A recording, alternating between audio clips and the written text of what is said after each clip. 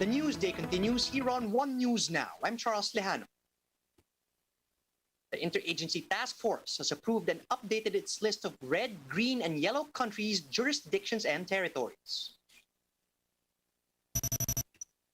Those included in the red list are Grenada, Papua New Guinea, Serbia, and Slovenia. Travelers from these high-risk countries are barred from entering the Philippines regardless of their vaccination status. However, returning Filipinos and those coming through special commercial flights will still be allowed. Meanwhile, the complete list of areas included in the IATF's green list are now flashed on your screens. These green states and jurisdictions are considered low risk by the government based on their COVID-19 cases. All other areas not included in the red and green lists automatically belong to the yellow list, which is considered moderate risk. This new classification shall take effect on September 19 until September 30. The Health Department says the pilot implementation of the new alert level system in Metro Manila will end on September 30, while the rollout of the same policy in provinces may be done by late September. To discuss this and other issues raised during today's health briefing, we have Greg Gregorio now joining us live from Antipolo. Good afternoon, Greg. Happy Friday. Let's start with whether there will be any changes in the alert level system that's been implemented here in Metro Manila before the end of the pilot run at the end of the month. Yes, Charles, good afternoon. According to the Department of Health, while the pilot implementation of the alert level system over Metro Manila will be up to the end of September, Undersecretary Vergere said that there will be a weekly assessment. Thus, the restrictions implemented over Metro Manila may have an addition or may even have may have a decreased restrictions, as according to Vergere, the basis for the alert level are the case transmission and hospital care utilization rate, which are dynamic. So there could be changes even before the pilot run would end. Charles? Greg, I understand that we do still have quite a long way to go. Tell us more about the Department of Health's current projections insofar as the caseload here in NCR. Charles, according to Undersecretary Vergere, the daily new cases by end of September may reach as high as 43,000. But this could possibly not even happen if the testing, isolation, case detection, as well as the vaccination in every LGU will be ramped up. And aside from that, this could not happen also if the minimum public health standards will be strictly enforced while the alert level system is declared over Metro Manila. Charles? Greg, let's digress a bit. I understand that there is a renewed push for the use of ivermectin as a COVID-19 treatment. What are the reactions of the DOH? Charles, the Department of Health insisted that up to this point, even the ongoing controlled trials for the ivermectin or for the use of ivermectin on COVID-19 patients show that ivermectin did not cause a reduction to the mortality or even help improve the clinical outcomes of COVID-19 patients being given with this ivermectin. Thus, Health Undersecretary Vergere insisted that as for the recommendation of the Department of Health and other medical societies, ivermectin is still not recommended for the use on COVID-19 patients. But Vergere emphasized that the Department of Health is still open for the use of experimental or investigational drugs for COVID-19. It's just that they are emphasizing that the use of such should take utmost precedence on the safety of every individual. Charles? Greg, one other thing that's got everybody buzzing, of course, would be the 2022 elections. And I understand that the COMELEC has a plan to put up isolation polling precincts for COVID-19 positive individuals. What's the DOH's take on this?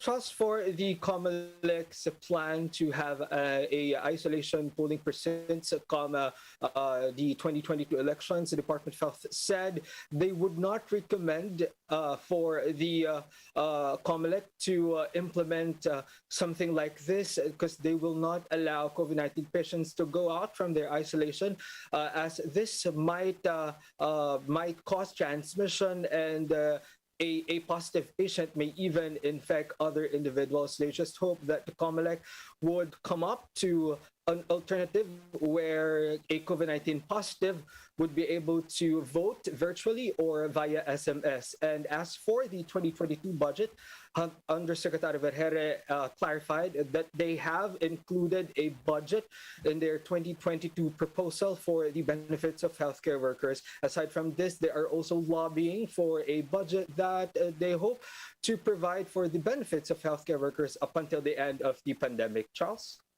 I have just one last question, Greg. Let's talk about vaccination for a minute. Let's talk about whether the government will be allowing booster shots in the country soon. What's the current status of this? And how about mandatory vaccination for those who haven't gotten their shots yet? Just according to Health Undersecretary Vergere, as up to this point, the medical experts or the vaccine experts or the all-expert group here in the Philippines are still studying about the effect or the impact of having booster shots to an individual who have already been fully vaccinated or have received 2 doses of COVID-19 vaccine or a single shot of COVID-19 vaccine by Janssen. According to Undersecretary Vergere, they will still be closely watching evidence and studies abroad to include this in their decision. Vergere also emphasized that the primary consideration for the rollout of booster shot in the Philippines would still be scientific evidence, and secondary would be the equity or the availability of supplies of vaccines. As for the mandatory vaccination, Vergere emphasized that having mandatory or having vaccination as mandatory will be a violation to the Republic Act 11525 or the act establishing the vaccination program here in the Philippines. As it states, the vaccine card shall not be considered as an added requirement for the purpose of employment. Vergere also said that amid the insufficiency of supply, there are individuals who already want to be vaccinated, but unfortunately, there are still no supply for them. Charles? Thanks for that, Greg. Once again, that was Greg Gregorio reporting live from Antipolo. The PNP says over 328,000 quarantine violators were accosted in Metro Manila during MECQ. PNP Chief Guillermo Eleazar tells One News' The Chiefs 59% of the total violators were only given warnings. Only 5% were brought to police stations, while 36% were given ordinance violation receipts. Eleazar clarified that quarantine violators were merely accosted and not arrested. Most of them, ito yung violation ng ating minimum public health standard. Ito yung ating nakita lang. So yung hindi natin nakita at hindi natin accost, hindi natin alam yun. So ito ngayon ang concern natin, walang arestuhan. Kung arestuhin man yan, so bibigyan lang ng panikit or pagdala sa police station, ipaprocess din and i-release din except for other violations sa other cases na pwedeng maging reason para ikulong natin sila. Depende dun sa provision ng ordinance existing in that community or city. So pag hindi mo tinubos yan, pwedeng ma-filean ka ng kaso, record na yan, or pwedeng magkaroon ka ng warrant of arrest for that violation. The Foreign Affairs Department says they received no formal communication from Japan regarding the supposed threat of terror attacks in the Philippines and 5 other Southeast Asian nations.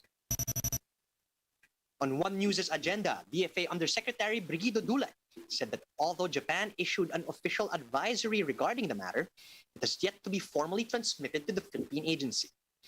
He believes that the warning may have only been shared to an intelligence network that the Philippines was a part of. Dulay adds that the Philippines' decision to accept Afghan refugees has no relation to the travel alert level raised by Japan in connection with the potential terror threats. our guess is that this was shared with the intelligence network, the intelligence community, and it would be our intelligence community in the Philippines that would probably have a better handle on the context of that advisory. Here's a quick look at some of today's headlines. Total COVID-19 cases in the country are forecast to breach the 3 million mark by mid-October. But experts say we may be close to the peak of the current wave. Devotees flocked to Quiapo Church this morning, just a day after the minor basilica reopened under Alert Level 4. And in sports, Blackwater now holds the record for the longest losing streak in PBA history. And those are the top stories at this hour. Join us again later at 1 p.m. as we continue to monitor the day's biggest stories. You can also catch One News on Signal Play. Register for a free account now at www.signalplay.com so you can stream One News live anytime and anywhere. I'm Charles Lejano. Mask on, wash hands, and stay safe, Philippines. We are One News.